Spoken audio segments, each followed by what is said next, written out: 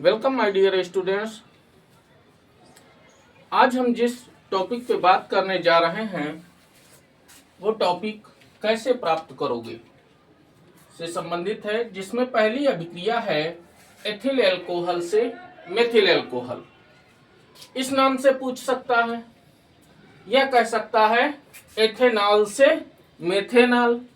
भाई ethyl alcohol को ethanol और मेथिल एल्कोहल को मेथेनॉल भी तो कहा जाता है, तो इस नाम से भी पूछ सकता है। तो कैसे आप बनाएंगे इसको? तो यहाँ पर जो अभिक्रियाएं लिखी जाती हैं वो संक्षिप्त अभिक्रियाएं लिखी जाती हैं। समझ में आई बात? इन अभिक्रियाओं में सह उत्पाद नहीं दिखाया जाता है प्रायः। तो देखिए भैया, हमने ले लिया एथिल एल्कोहल CH3CH2OH, ठीक है। इस एथिल एल्कोहल का हमने ऑक्सीकरण कर दिया अम्लीय पोटेशियम डाइक्रोमेट के द्वारा, K2Cr2O7 प्लस H2SO4, इसके द्वारा हमने इसका ऑक्सीकरण कर दिया। तो एल्कोहल के ऑक्सीकरण से एल्डिहाइड बनता है, तो ये बन गया भैया एसिटल्डिहाइड। समझ में आई बात? अब एल्डिहाइड का पुनः ऑक्सीकरण हो जाता है, तो अब एल्डिहाइड के ऑक्सीकरण से कार्बोक्सिलिक अम्ल बनता है, तो बन गया एस्टिक एसिड। एस्टिक एसिड बन गया, ठीक है। अब एसिटिक एसिड की क्रिया कास्टिक सोडा से करा दी,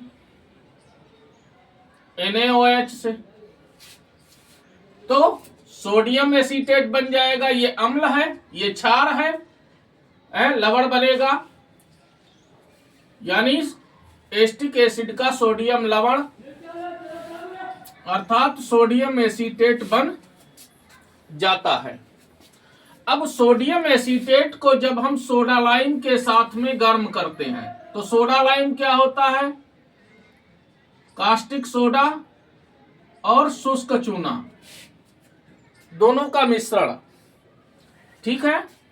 तो जब हम इसके साथ में इसे गर्म करते हैं तो हमें मेथेन गैस प्राप्त हो जाती है। समझ में आई बात? अब मेथेन की क्रिया ब्रोमीन से करा दीजिए, ब्रोमीन से करा दीजिए, ठीक है। तो क्या होगा? मेथिल ब्रोमाइड बन जाएगा, ठीक है। अब इसकी क्रिया चाहे NaOH से करा दो चाहे KOH से करा दो, लेकिन जलीय होना चाहिए, एक्वस। NaOH से करा दिया, जलीय, ठीक है। तो हमें मेथिल एल्कोहल प्राप्त हो जाती है। तो कौन कौन से इसमें उत्पाद बने? एक तो आपको मिला, ये तो है एथिल एल्कोहल या एथेनॉल,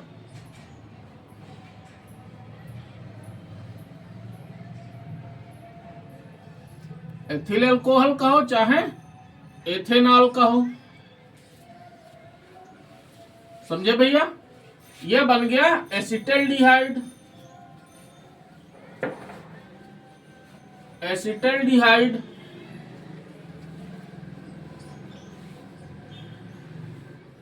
जिसे हम एथेनॉल कहते हैं, IUPAC नाम इसका एथेनॉल है। यह है एसिटिक एसिड,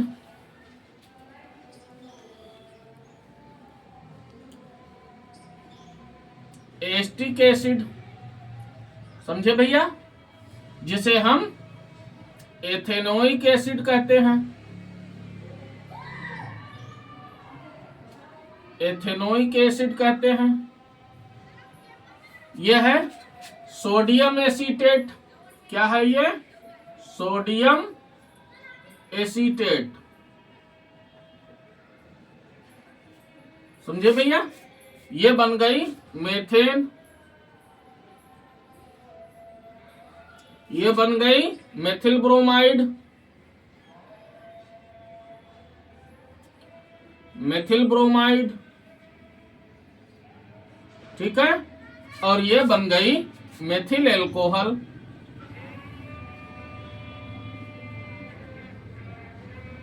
मेथिल एल्कोहल,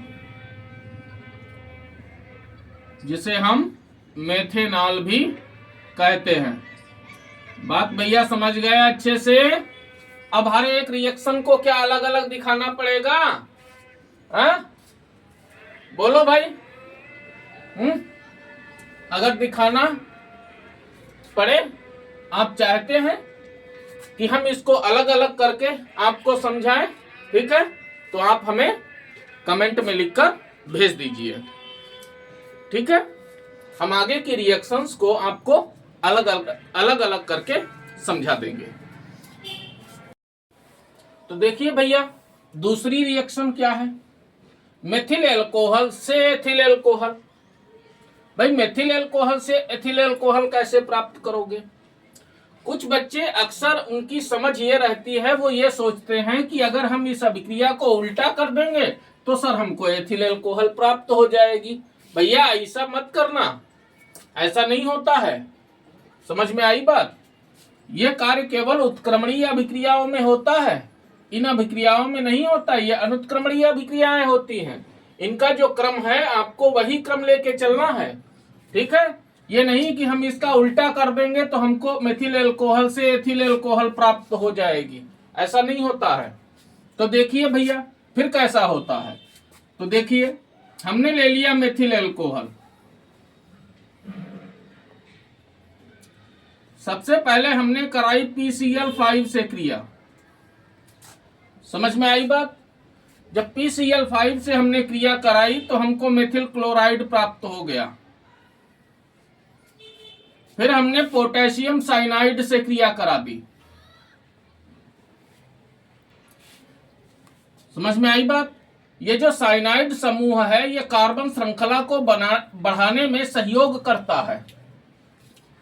तो मेथिल साइनाइड हमको प्राप्त हो जाता है। समझ में आई बात? अब इसका अपचयन कर दीजिए। इसका अपचयन आपको करना है। तो जब इसका अपचयन करोगे तो किसके द्वारा अपचयन करना है? कर दीजिए सोडियम प्लस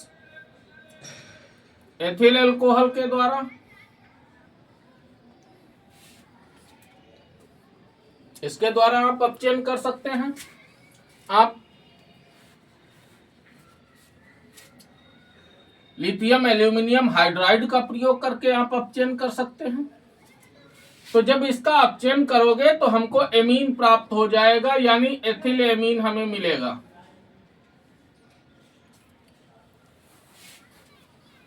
हमको एथिल एमीन प्राप्त हो जाएगा। अब इस एथिल एमीन की क्रिया नाइट्रस अम्ल से करा दीजिए, HNO2 से, इससे करा दीजिए तो हमको एथिल एल्कोहल प्राप्त हो जाता है।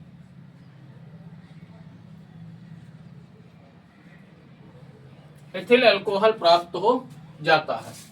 बात समझ में आई?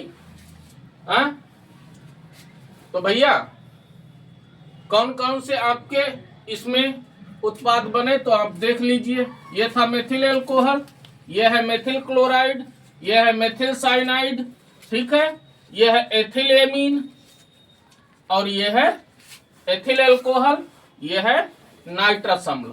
अब नाइट्रस अम्ल के लिए हम क्या करते हैं? सोडियम नाइट्राइट और प्लस HCl की क्रिया कराते हैं। तो इसकी जगह पे आप इसको भी लिख सकते हैं, एक ही बात है। इनकी क्रिया से नाइट्रस अम्ल ही प्राप्त होता है। बात समझ में आई भैया? तो चलो हम अलग अलग करके आपको समझाए दे रहे हैं। तो देखिए भैया, पहला है एथिल एल्कोहल से एस्टल्डिहाइड। बहुत जल्दी में समझ लीजिए। तो ये था एथिल एल्कोहल, ठीक है। ऑक्सीकरण करोगे एस्टल्डिहाइड बनेगा और साथ में जल बन जाएगा, ठीक है। आपको ये प्राप्त हो गया। अब एस्टल्डिहाइड का ऑक्सीकरण करोगे एस्टिक एसिड मिल जाएगा। तो अब आप इसका अगर आप ऑक्सीकरण कर दोगे तो इसमें कोई सह उत्पाद नहीं बनता है, एस्टिक एसिड डायरेक्ट बन जाता है, ठीक है। अब एस्टिक एसिड की क्रिया जब NaOH से आप कराएंगे, NaOH से, ठीक है, तो इसमें से H2O बनता है। ये इसका H, इसका OH, ये इतना भाग इसका H2O बना देता है, तो बन जाता है सोडियम एसीटेट, ठीक है, और H2O बन जाता है, निकल जाता है। अब इसकी क्रिया आप सोडा लाइम से कराओगे तो ये NaOH से क्रिया करेगा और ये उत्प्रेरक का काम करेगा। तो क्या होता है, ये इतना भाग इसका टूट कर अलग हो जाता है, तो बन जाता है CH4 बन जाता है और सोडियम कार्बोनेट बन जाता है। बात समझ में आई। अब इस CH4 की क्रिया आप ब्रोमीन से कराओगे, ठीक है, तो आपको मेथिल ब्रोमाइड प्राप्त हो जाएगा और HBr प्राप्त होगा। अब इसकी मेथिल ब्रोमाइड की जो क्रिया है वो आप जलीय NaOH से करा दोगे, NaOH से करा दीजिए, KOH से करा दीजिए, किसी से करा दो, ठीक है, तो आपको मेथिल एल्कोहल प्राप्त हो जाएगी और सोडियम ब्रोमाइड प्राप्त हो जाएगा। इस तरह से यह अभिक्रियाएं संपन्न हो जाती हैं। आइए मेथिल एल्कोहल से एथिल एल्कोहल को हम समझ लेते हैं।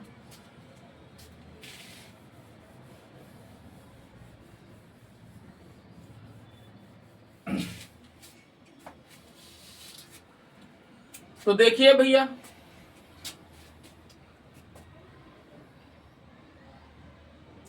जैसे मेथिल एल्कोहल है, PCl5 से क्रिया कराओगे तो मेथिल क्लोराइड बन जाएगा, POCl3 बन जाएगा, फास्फोरस ऑक्सीक्लोराइड और HCl बन जाएगा, ठीक है। ये दो सह उत्पाद बनेंगे। अब मेथिल क्लोराइड की जब क्रिया पोटेशियम साइनाइड से कराओगे तो ये KCl निकल जाएगा सह उत्पाद के रूप में, तुमको मेथिल साइनाइड प्राप्त हो जाएगा। अब इसका जब तुम अपचयन करोगे तो हमने कहा ना, अपचयन के लिए चाहे आप सोडियम प्लस एथिल एल्कोहल का प्रयोग कर लीजिए, चाहे आप लिथियम एल्यूमिनियम हाइड्राइड का प्रयोग कर सकते हैं, ठीक है। तो इसमें क्या होगा, 4 हाइड्रोजन का प्रयोग होता है, 4, तो क्या बनेगा CH3। अब 2 हाइड्रोजन कार्बन के साथ और 2 हाइड्रोजन नाइट्रोजन के साथ में जुड़ जाते हैं, एथिलेमीन बन जाता है। अब इसकी जब नाइट्रस एसिड से क्रिया कराई जाती है, यानी जब इसकी हम HNO2 से क्रिया कराते हैं, ठीक है भैया, तो हमने इसको ऐसे लिख दिया HONO, ऐसे करके लिख दिया। तो ये जो है ये इतना H2O बन के निकल जाता है, ये इतना जो है N2 बन के निकल जाता है और ये OH इसके साथ में जुड़ता है, तो CH3 CH2OH एथिल एल्कोहल बनती है, नाइट्रोजन गैस बनती है और H2O बन जाता है। इस तरह से हमें एथिल एल्कोहल प्राप्त हो जाती है। समझ में आई बात भैया। तो मेथिल एल्कोहल से एथिल एल्कोहल हम इस प्रकार से तैयार करेंगे। समझ में आई बात। खूब अच्छे से भैया समझ लीजिए, तैयार कर लीजिए। आगे अगर आप कैसे प्राप्त करोगे पर और वीडियो चाहते हैं तो हमें कमेंट करके बताइए। धन्यवाद।